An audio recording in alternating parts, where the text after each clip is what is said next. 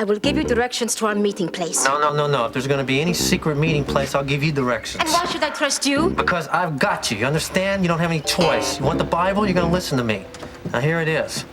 First you take Laurel Avenue. You take it 3 miles past the railway. Then you take a left on Lone Pine. All right? Then you're gonna come across a dirt road about 2 miles down the way. You take another left. And that's gonna lead you right to an old farmhouse. Is that clear? Yes, is this a safe place? Yeah, it's real safe. It's called Saddleback. Now, the reason I'm doing this is just so there's not any kind of trap, you understand? And by the way, have you heard anything from Brubaker? Unfortunately, I have no idea what he is planning next. All right. Look, I want to let you know one thing here. I don't like this. I don't like meeting you out there by myself, okay? Look, the risk is mutual. No, hardly. There's 3 of you and there's 1 of me. Look, I gave you my word that Listen, your word doesn't mean anything to me, okay? I'm gonna give you 1 warning here. If I see anything out of the ordinary out there, I'm gonna pull a few tricks out of my bag. Is that clear? Yes. And let me give you a bit of information, Mr. Lancelot. We will not hand over the jewels until you hand over the Bible. And we will not accept any, we'll bring it later or wait and see. Is that understood? Yeah, that's understood. Good. Then I'll see you later. No, I got another question for you here. I want to ask you if you're gonna...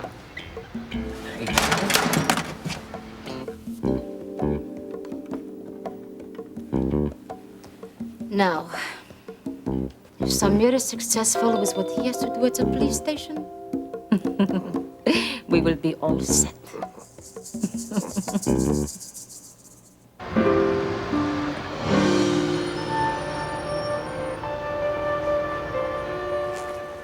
Weeks suspension? No.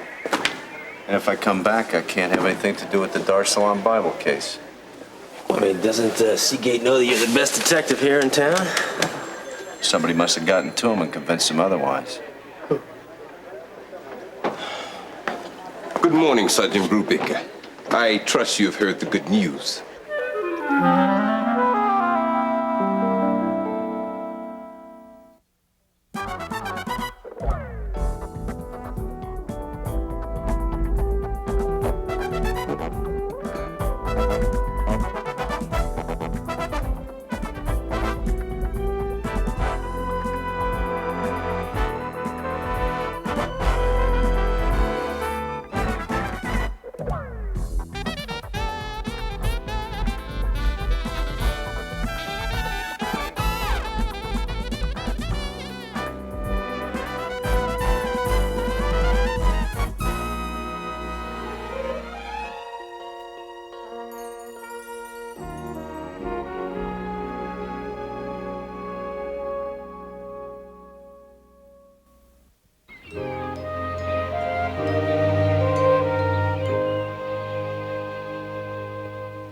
Skiing? Where? This is the middle of April. Well, if the snow doesn't come to you, you have to go to the snow. Have you ever heard of a little mountain range called the Rockies or a little resort called Vail? Yeah, it's very exclusive and very expensive. Boy, I told you, this trip's free. Yeah, free. Free with a very large string attached. Now And we just don't know what it is No, yet. that is not Brian's style. He simply can't make the trip. And I agree with him. It shouldn't go to waste.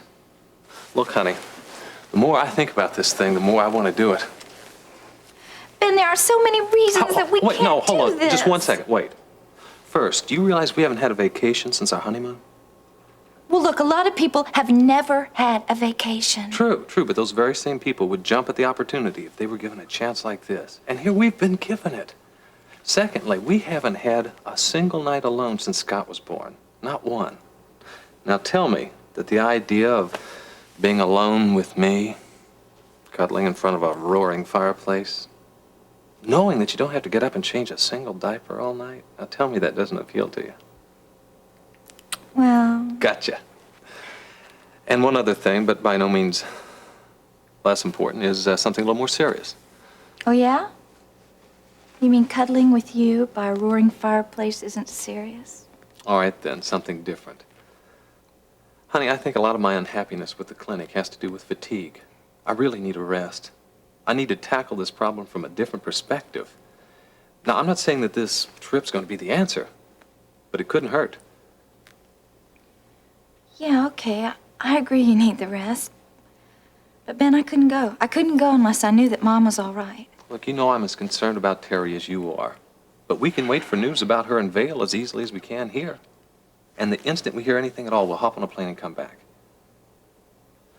Listen, will you at least plan the trip while we're waiting? You should have been a politician. And Scotty can stay with the one person who's been offering to keep him since before he was born. Ione. Yes. And she'd be insulted if we didn't ask her. Yeah. That's Okay. right, she would be. Tell me, do I hear a yes? Do I hear a yes? Look, what you're hearing is we'll talk about it more later, okay? Now, come on. You're going to be late for your interview. Let's go. Okay. So, what are your feelings about me going to work for Lincoln Pharmaceutical? Well, my feelings about that are that if this skiing trip gives you what you hope it will, that going to work for someone else won't even be necessary. And if it doesn't? Well, then, I hope this is the job you get. Because? Because they have a branch in Kingsley, and I don't want to have a big argument with you now, but you know that I hope we don't have to move out of state. Honey, I think you're being a little unrealistic. We'll talk about it later.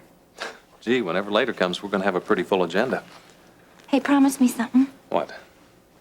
You give this interview your all. I promise. Hey, wait a minute. Too good.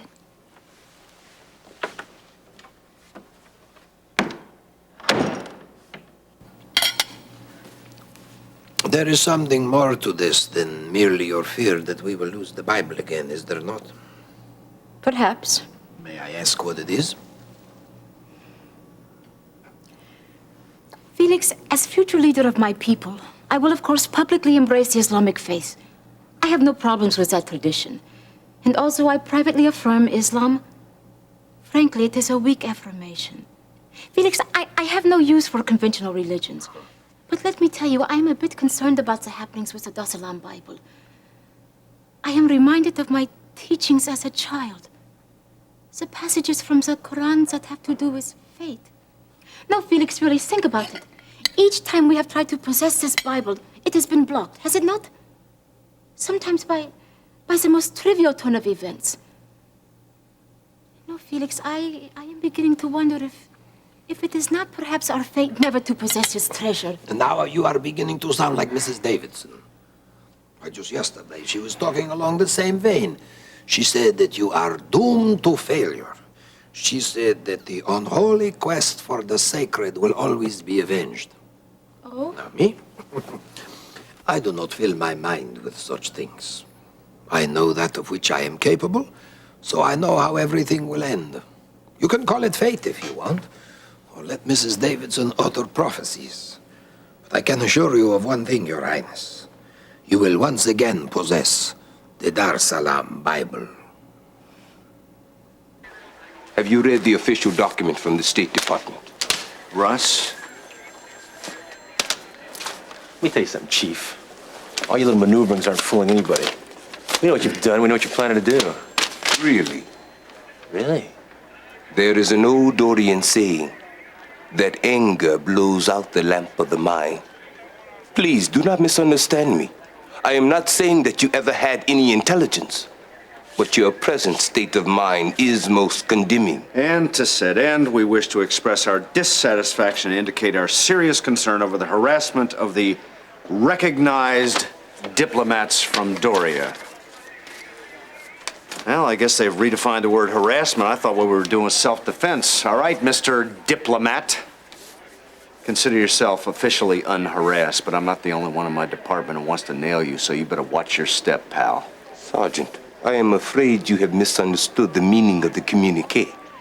There will be no investigation of the Princess Ulanda Dar es Salaam and her entourage by any agency. It is because of your disruptive actions that your agency was specifically named. Oh, I see. So what that really means is that you've been given official permission to steal, kidnap, and extort. In other words, we have been given official permission to pursue our diplomatic goals. Oh, let's not argue over fine shades of meaning. Why? Why is Doria so important to this country that we have to overlook such blatant misconduct? I prefer to view this action as an official apology From your government to my king, for not supporting him when he was deposed. Yeah, right. I think the fact that we want to build an airstrip in Doria has a little bit more to do with it. Huh? The current Dorian government isn't too thrilled with the United States right now. And that airstrip, which incidentally would be a perfect location for dealing with any third world unrest, just isn't going to be built until a friendly government's installed. And you've promised to be that friendly government, huh? You've done your research. Yeah, not bad for a guy with no intelligence, huh? You know what else I know? The Dar es Salaam Bible contains something your king needs to regain his throne, which, incidentally, belongs to me. I bought it, and when it's found, you'll have to come to me. And I don't care what any government agent tells me.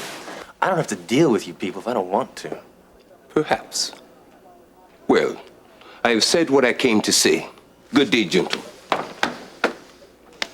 Yes, you may keep the document from the State Department. I have another copy.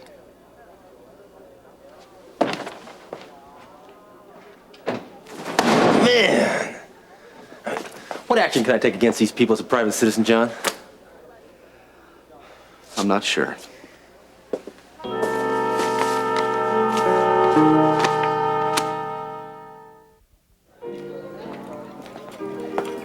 You offered him a ski trip? Brian, darling, that sounds so obvious. Oh, it wasn't. And his answer? He didn't give me one. He has to check it out with his wife. How quaint. Oh, no, just a further indication of the kind of man we're dealing with. Perhaps. Vanessa, this is the last overture that I'm going to make to him. Is it? Yes. I see. Either you have a very short memory, or you are very ungrateful. Now, if that's a multiple choice, I think I'll take ungrateful. Well, it'll spare me the explanation. You owe your position at the Bedford Institute to me. Then again, they I need could me now. just as easily have it taken away from you. You realize that, don't you? You almost did. Or is it you that has the bad memory? My memory is just fine. Nothing happened to you when those patients died, now did it? No, but something very easily could have. After all, they were my patients. But the point is, nothing did. More coffee? Oh, yes, please. Sir? No. Brian, whether you'll admit it or not, nothing would have happened. The drugs you prescribed to those women were legal. And the ones that you used weren't, or at least your access to them wasn't. Again, it's nothing that you were personally involved in. And it's nothing that your friend is going to be involved in either. Look, it was foolproof before, and it will be foolproof again. I send several of my wealthiest Domi patrons to Ben Martin. All have symptoms planted by hypnotic suggestion. He prescribes the correct medication. They come back to me. I find out what that medication is, and when the time is right... Oh, of course, there will be variations on the theme this time around, but I won't bore you with those details. Oh, thank you. Oh, and as far as not making any more overtures to your friend is concerned, I'm afraid I'm going to have to call your bluff. You see, I know that the Bedford Institute has been after you to recruit him as well. Nancy! Hi! Hi, come on in. You want some coffee or something? No, I can't stay. I'm actually on my way to a Domi meeting. Domi? Yeah. Oh, yeah. I just wanted to see how you were doing and Ben and, what's that new friend of yours? What's his name? Brian. Brian Graham, that's right, yes. Yeah, well, have you seen him lately? Well, yeah, I have, huh? Oh, well, that's nice. Tell him I said hello if you see him again. I will. I don't suppose that he's mentioned me or anything, has he? Actually, he has. He has? In what context? Well, it was just in passing, but I think the word he used to describe you was uninhibited. Uninhibited? Oh, isn't that charming? You know, I've always tried to be free and honest with him. Well, you I know? don't think that's exactly what he was getting at. What a delightful man. Well, when did you say you were getting together with him again? I didn't. Oh, But do you have any plans of seeing him soon? No? Oh. Well, look, I better be going, you know. Hey, busy day. Nancy, wait, I want to ask you about this Domi thing. Now, this is on the level, isn't it? Yeah, of course it's on the level, Lori. I mean, I wouldn't be wasting my time if it wasn't. I mean, look at me. I feel just wonderful. Domi has given me a whole new outlook on my life and everything that I could be. It's great, believe me. Look, I better get going. Now, if you see Brian, don't forget to tell him I said hello, okay? I won't. Okay, bye-bye. Bye-bye. Definitely uninhibited. Gosh. All right, fine, Harold. I appreciate it. I just wish one of us had thought of it earlier. Yeah, all right, fine, I'll see. When did your suspension start? About a half an hour ago. It was Harold Webster. He sent a personal courier to the State Department, petition to revoke the princess's diplomatic immunity.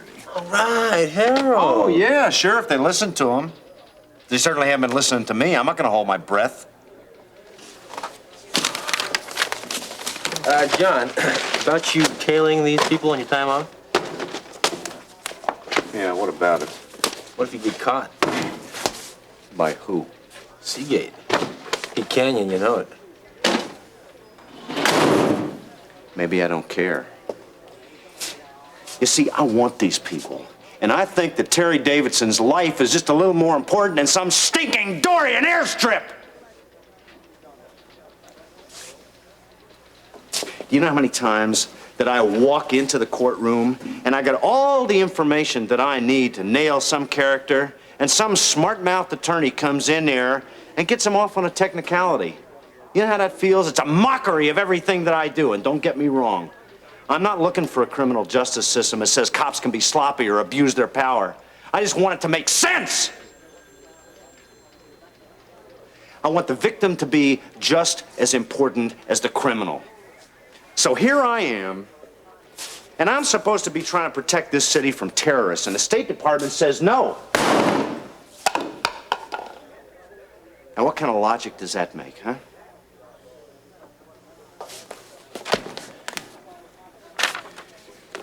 You know why I became a cop? Because one night when I was 8 years old, my dad didn't come home. He was killed in a building that collapsed. And a cop that came home to tell my mom ended up making dinner for me and my sister and putting us to bed because my mom couldn't handle it. Yeah, it was a small town. Yeah, they were different times. But can't we still have the image of the person that's there to serve the community? We just haven't got it anymore. So am I going to do this thing by myself, or are you going to help me? Right behind you, man.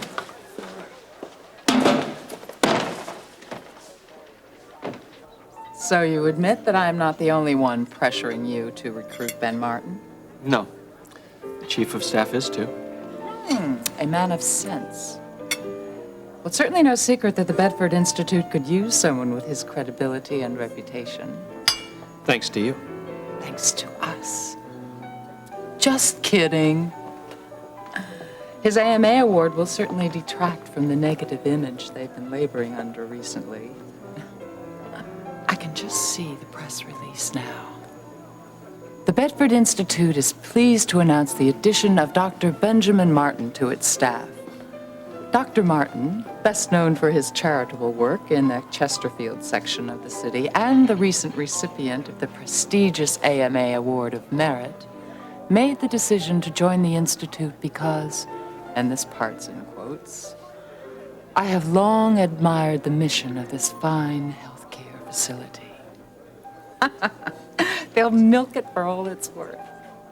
And you, my dear boy, will get another gold star on your chart. Oh, not that I need any. Oh, of course not. Look, instead of fighting this, why don't you just enjoy it? Whatever your friend Ben Martin does or doesn't do out there is really not your responsibility. He's the one who'll have to be making the choices. And while he is or isn't making those choices, you'll have the kind of morale boost that you could really use right about now. I don't need any morale boost. Oh, really? You mean lately you haven't been thinking that your position is a little less exciting than you thought it would be? You haven't been just a little tired of seeing the same old faces day after day? Incidentally, the emphasis here is on old. You haven't been secretly thinking that it might be fun to have your little old friend around to liven things up a bit? I thought so. And you're right. So why don't you take my advice? Enjoy this. Thank you for breakfast. Oh, by the way, let me know what Ben Martin decides about that ski trip.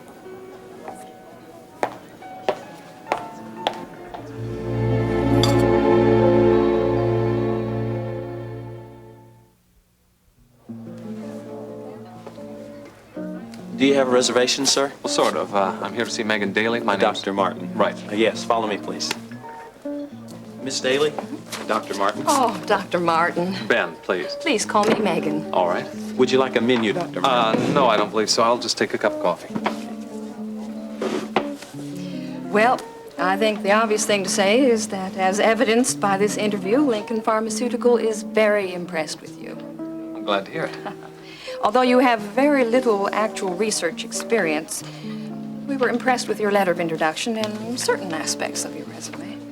In other words, Doctor, Lincoln Pharmaceutical is so impressed with a man, we're willing to overlook what's missing from the professional.